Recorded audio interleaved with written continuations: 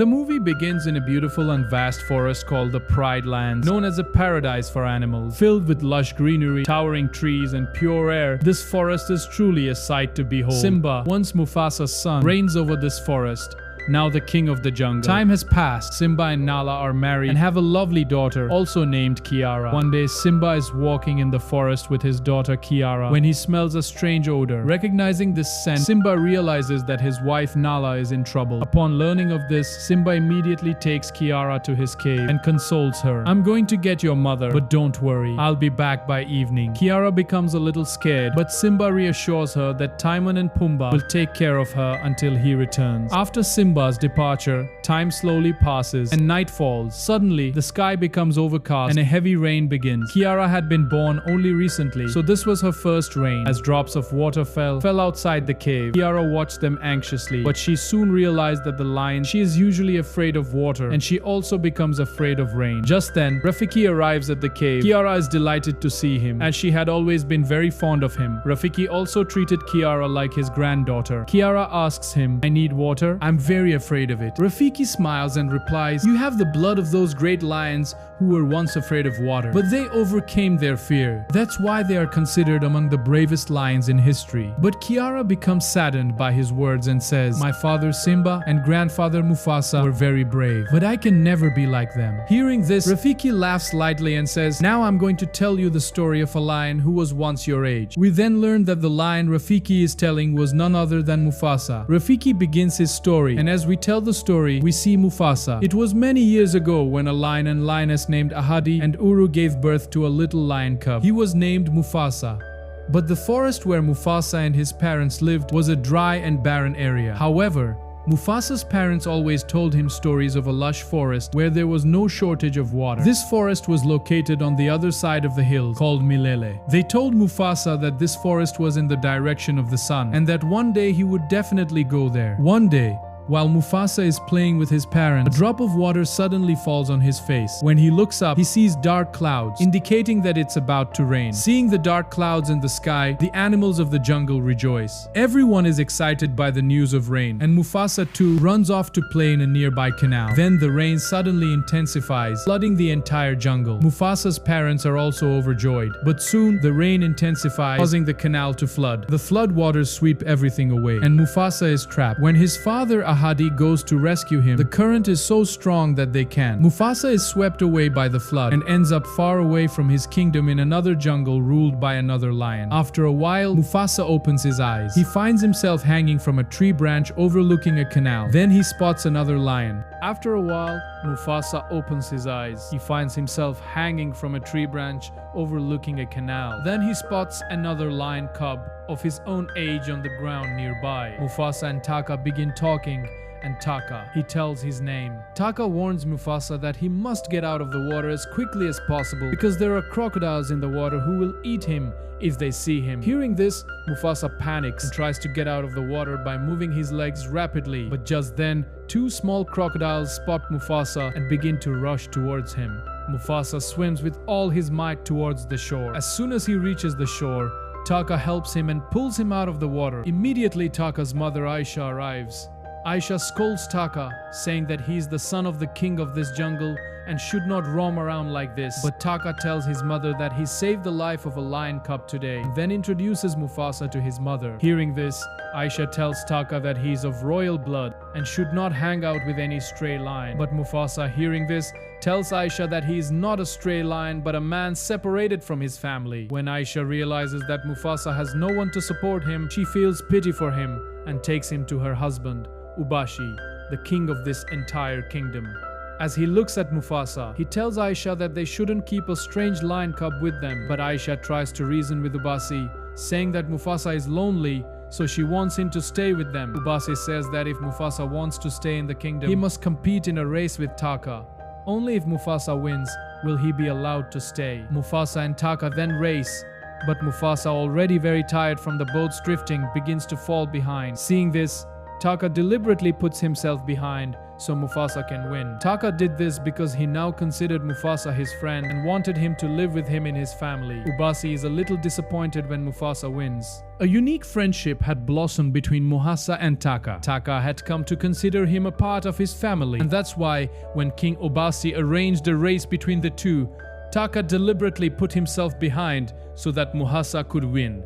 Although Ubasi was somewhat saddened by this defeat, as his own son had lost, Taka, true to his word, allowed Mufasa a place in his family. Mufasa, now Taka, began living with the family as a brother, but Ubasi imposed a condition. He would only live with female lions. Moving forward in the story, time passed, and the two brothers grew up together. Aisha, who had come to consider Mufasa her own son, taught him all the tricks of the trade. Taka, on the other hand, mostly lived with his father, Ubasi. However, Ubasi was a lazy king and failed to teach his son much. Years passed and Mufasa and Taka grew into young men. Mufasa's special talent was his sense of smell and senses, which were more acute than those of other lions. He could locate prey before the others. One day, Mufasa went hunting with his mother, Shasha. But in the forest where they went hunting, a pride of huge white lions was already present. These lions had come from another forest and were extremely ferocious. Aisha immediately told Mufasa to hide, and she hid herself. But the white lions spotted them and attacked. Undeterred, Mufasa faced the white lions alone. Meanwhile, Taka also arrived. But when he saw Mufasa fighting the white lions alone, he became so frightened that he hid in the bushes. With his bravery, he confronted the white lions and killed one of them. Seeing this, the other lions fled. Although Sasha was injured in the fight, Mufasa quickly told her to return home. Just then, Taka emerged from the bushes and, embarrassed, apologized. He admitted that he had been afraid of the fight and had hidden. Aisha lovingly replied, "You don't need to apologize. You'll definitely get another chance to show your bravery." Afterwards, the three returned home. Upon arriving, Ubasi, seeing the state of Mufasa and Aisha, asks them what happened. Aisha tells Ubasi everything. Upon learning the full story, Ubasi thanks Mufasa and says that if he hadn't been there, Aisha wouldn't be alive today. But then, Mufasa realizes that all the white lions will return to take revenge. Hearing Mufasa's words, Ubasi tries to confirm it. He sends one of his men to the white lions' territory to find out what they are planning. Once there, he finds all the white lions reporting the day's events to their king. Their conversation reveals that the white lions, the lion killed by Mufasa, was the son of their king. This king's name was Kiros, who was the strongest and most dangerous of all the white lions. Upon hearing the news of his son's death, Kiros roared in rage. Enraged, Kiros decided to kill Mufasa, his son's killer. However, he also wanted to kill Taka, because Taka was the son of a lion king from another jungle, and by killing him, Kiros wanted to settle the score. Ubasi's man returns after hearing all this and tells Ubasi that Kiros will come with his army to attack the next morning. Ubasi and Aisha are terrified, but they immediately tell Mufasa and Taka that they must flee and find a place called the Animal Paradise, a place far away, across the mountains, where Kiros and his men could not reach.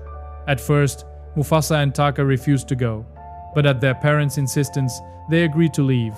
The next morning, Kiros arrives with his entire army at Ubasi and Aisha's, demanding Mufasa and Taka. But Ubasi tries to persuade him to avoid a fight, saying that lions have certain rules.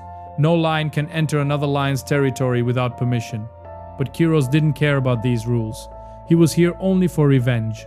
When no one told him about Mufasa and Taka, Kiros and his army, enraged, brutally killed Ubasi, Shasha, and all their companions. Meanwhile, Mufasa and Taka had traveled far away and were following the sun's direction, heading straight for Milele. Along the way, they worried about their families. But then, they saw a multitude of birds suddenly flying and screaming. Seeing this commotion, Mufasa realized that Ross and his men were chasing them. Realizing this, they both began running as fast as possible and went a long way. Suddenly, they encountered a high waterfall. They were afraid to jump over it, They had no other choice, so they jumped straight into it. A short while later, Kiros arrived and looked down into the waterfall. He orders his men to find and kill them as soon as possible. Meanwhile, Mufasa and Taka continue their journey through the forest. Night falls and Taka senses someone following them. When Mufasa looks closely, he realizes it turns out that a lioness had been chasing them for quite some time. This lioness was about their age and called Sarabi.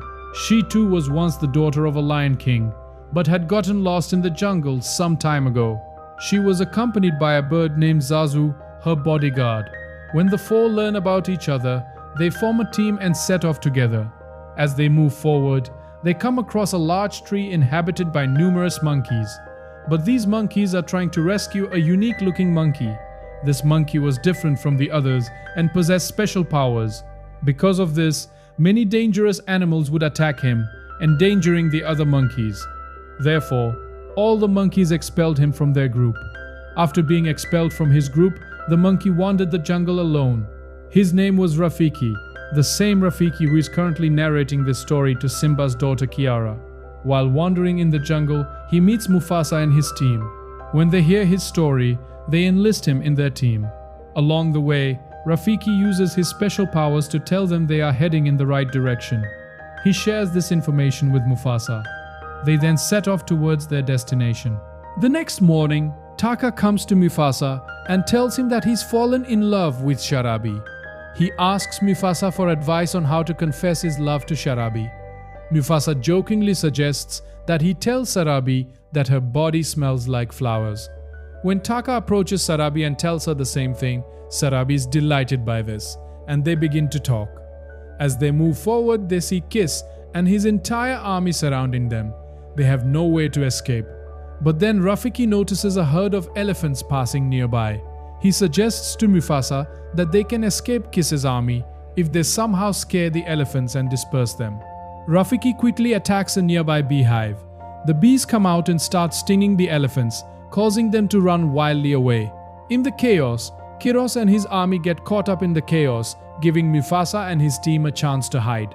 Meanwhile, Sarabi is struck by an elephant and knocked unconscious. Mufasa sees this and immediately rushes to her rescue and brings her to safety. When Kiros opens her eyes, she asks who saved her. Mufasa smiles and replies, "Taka saved her." He says this to impress the drunkard. They then resume their journey, arriving at a massive mountain. Rafiki uses his powers to reveal that behind this mountain lies Milele, the paradise of the animals. However, Kiros arrives with his army. Mufasa realizes that Kiros is following them after seeing the paw prints. He orders Zazu to fly up and throw down snow to erase their paw prints. Zazu does so, and his plan works. Kiros and his army become confused and have difficulty finding Mufasa and Taka. Thus, Mufasa and his team escape safely once again and continue towards Milele. Sarabi and Mufasa are left alone. Sarabi then tells him that when she fainted, she felt someone saving her. She also knew that it was Mufasa, not Taka, who saved her. Hearing this, Mufasa confesses this to Sarabi. After this, the two of them go to a place together. They confess their love to each other. But Taka sees this from a distance and realizes that the drunkard now belongs to Mufasa. This awakens hatred for Mufasa in his heart, believing that Mufasa has stolen his love from him. He decides to take revenge on Mufasa. That very night, Taka descends the mountains and sets out to find Kiros and his army. When he meets Kiros, he tells him that he wants to join his team because Mufasa is his enemy and wants to kill him. Hearing this, Kiros accepts him. They then formulate a plan. Taka will leave his claw marks along the journey, allowing Takis and his army to follow them and find Mufasa and kill him. The next morning, Taka returns to Mufasa and his team. Seeing him, Mufasa asks him where he was all night. Taka lies, saying he went hunting but found nothing. They all continue their journey, heading towards Milele. After some time, they finally reach Milele. Milele was a beautiful lush forest, a true paradise. Everyone is overjoyed when they arrive, but as soon as they step into the forest, the animals there tell them to leave immediately. They explain that Kiros is fallen into a deep ravine. Even after falling, Kiros continues to dominate Mufasa, being larger and stronger. Mufasa begins to weaken, while Taka watches from a distance. Taka then remembers the words of his mother Isha, who told him that one day he would have the chance to prove his bravery, and when that day comes, he should not be afraid. Remembering this, Taka realizes that the moment has come. He now has to decide, will he let Mufasa die because of his hatred, or will he accept his own fate? Taka takes a deep breath and decides to side with Mufasa in this fight. As the battle intensifies, Kiara pounces on Mufasa with a powerful attack. But just then, Taka intervenes, and Kiara's attack lands squarely on Taka's face, a mark that will forever become his identity. But despite the pain, Taka and Mufasa fight Kisei together. Unable to withstand their combined strength, Kisei eventually falls into the water. As he falls, a huge rock falls on him, killing him. With this victory, Mufasa becomes king of the entire Milele forest, having saved all the animals there from Kiara's terror. During this time, Mufasa also meets his mother, and she is overjoyed to see him back after so many years.